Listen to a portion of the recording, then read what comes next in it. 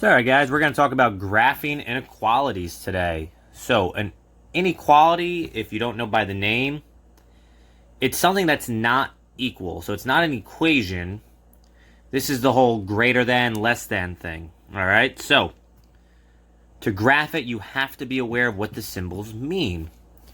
So, this is greater than. This is less than. Now, the way I always kind of knew what they were, the less than sign always kind of looked like a somewhat crooked L, like less than. That's the way I always kind of remembered it. The less than sign kind of looks like an L. The greater than sign's the other one. Greater than, it's greater than. Then there are two other signs you have to be aware of. There's also greater than or equal to. That little line underneath, it's kind of like half an equal sign. So this is greater than or equal to. And then obviously at this point you can figure out what's going to happen next. There would be a less than or equal to.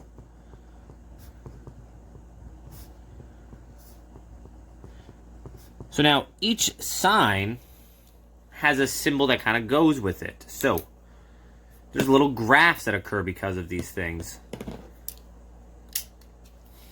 Greater than. If I want something greater than 5, that means things like 6, 7, 8, even 5.1. But it doesn't actually mean 5. I want things more than 5, but not actually 5. And the way we represent this is with an open circle. Okay? Meaning, hey, that number's important, but I don't actually want it. Same thing with less than. Less than would also be an open circle. Greater than or equal to, well, that means you want that number and more. So think about when you say something like at least. I need at least $20. That means $20 or more. If you say I need at least $20, that means you want $20, but you'd be very happy to have more money. That would be a closed circle. Basically, anytime you see an equal sign involved, it's going to be a closed circle. That's where this equal sign comes in. And less than, same thing. It would be a closed circle. Now, we're going to talk about the graphing of all these things. So to graph this, we're going to start very basic. X greater than 5. How do you graph x greater than 5? 1, 2, 3, 4, 5. There's 5. 5 is clearly important here. The way this works is this. 5 is important. You want numbers larger than 5. You don't actually want 5. You want the numbers bigger. 6, 7, 8. So 5 is the starting point, but you don't want it. That's open circle. And when numbers are larger than 5, we go to the right. And you want all the numbers to the right. 6, 7, 8, 112. The other thing to keep account of is this sign, the greater than sign. A lot of you have heard back when you were probably in middle school. Think of this like a mouth. The mouth opens to the bigger number. Or alligator eats the bigger animal, or Pac-Man eats the bigger ghost. I don't know what the hell you guys learned. I learned dinosaurs. The T-Rex eats the bigger dinosaur. I'm older than you, though. So this opens to the x, meaning x is bigger. X is your answer. You always want x because it's your answer. So if x is bigger, the mouth is open to it, you want the bigger numbers. Bigger numbers go to the right. Something else. Something like x less than equal to negative 2. How do we graph that? Well, here's a graph. There's 0. There's negative 2. Negative 2. It's equal to. You have that line underneath that. I want it. It's important. Negative 2 is part of the answer. It's less than or equal to. So you're going to have a closed circle. And now x is smaller. X is the smaller number. I don't just have to know that this says less than. I know that the mouth is open to negative 2, meaning negative 2 is the bigger number. If negative 2 is bigger, x is smaller. Smaller numbers are to the left. So you go to the left, and you want all of these numbers to the left. You want all these smaller numbers, negative 10, negative 12, negative 20. So at this point, some of you already have an idea what's going on. Some of you might need a few more practice problems. I always recommend, if I give you a problem right now, maybe you pause the video, see if you get it right on your own. Try it on your own real quick, see what happens. But let's just see what's going to happen. So I'm going to give x greater than or equal to 20. I'm not going to draw 20 ticks on here. It's very simple. 20 is important. 0's on there. There's 20 somewhere on the right side. Nothing very complicated. Now the first thing I'm going to notice is open or close circle. I see this equal sign. It's greater than or equal to. If it's equal to it, I want it, so it's going to be a closed circle. Closed circle.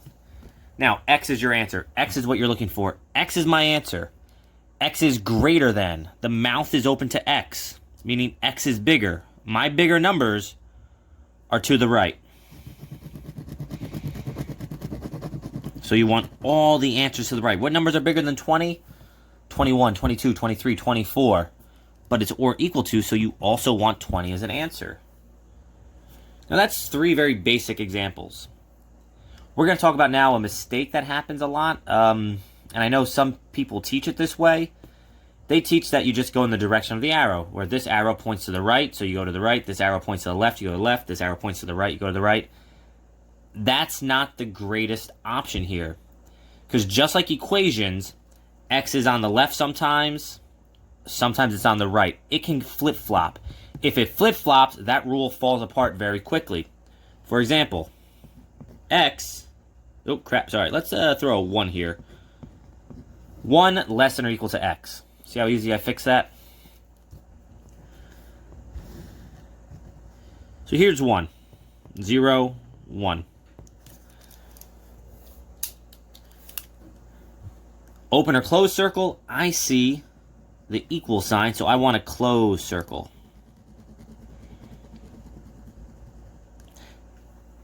Now I look at this again, I look at x now.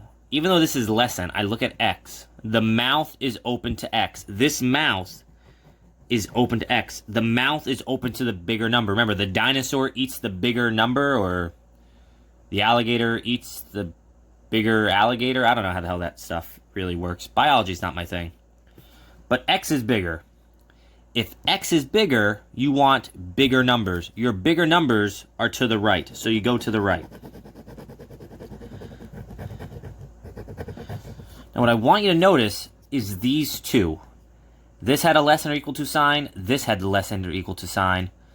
But this one went left. This one went right. It's not about the sign. It's about the x. What is your answer? X is your answer. That's what you pay attention to. Is x bigger or is x smaller? Is your answer bigger or is it smaller? Right or left? We're going to throw a few more at you backwards. Otherwise, that's pretty much it. Let's give you a -3. Greater than 6. That doesn't make sense. Greater than b. Sorry, guys. I'm a little off. That works. We don't always have to use x. There's a whole bunch of variables we could throw at you. 0, 1, 2, -3. So, first thing I notice, this is just a greater than sign. There is no equal sign here. So it's going to be an open circle. Open circle. Now I got to figure out which way I'm going to go, right or left. You got a 50-50 shot at this point. I don't care about the sign. I look at B. B is my answer. You are solving for B. Is B bigger or is B smaller? I look at this, the sign. It's open to -3. The mouth eats the bigger number. -3 is bigger. If -3 is bigger, B is smaller. Smaller numbers go to the left. That is my graph. Okay? We're going to do one more and then we'll call it a life here. Let's go with a 12 less than y. There's my graph. Oh, crap, you can't see that. Whoop. There's 0. There's 12. All right, we're going to go, first thing, open or close circle. No equal sign. The moment you say equal, it's going to be closed. It's just less than, so A, open circle. And I know that's a less than because I see it kind of looks like an L. Now it's about Y. Is Y bigger or is Y smaller? Well, what's the mouth open to? The mouth is open to Y, meaning Y is bigger. Where are my bigger numbers, right or left? Bigger numbers are to the right. I go to the right. That's my graph. All right, guys? That's it. It's not complicated. It's just one of those things, if you do it enough, you really get the hang of it. And believe it or not, you're going to be doing a ton of these because we're going to be solving inequalities. You're going to be graphing these all the time. If you can't graph them, it really just kind of destroys your answers because you're only going to get half credit because you're going to have to get this and then graph, okay? You're not going to be given this. You're going to be solving for this. So once you get graphing down, everything else just kind of falls into place, all right? And that is just graphing inequalities.